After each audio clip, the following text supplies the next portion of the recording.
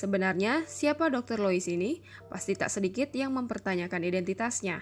Dari penelusuran tribunsumsel.com di berbagai sumber diketahui bahwa Dr. Lois memiliki nama lengkap Dr. Lois Owyien. Dr. Lois sendiri merupakan dokter lulusan Fakultas Kedokteran Universitas Kristen Indonesia.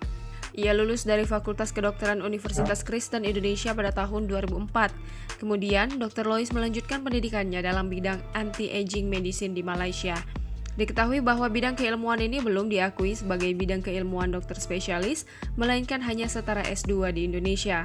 Dari alma mater dan namanya, kemungkinan besar Dr. Lois beragama Nasrani.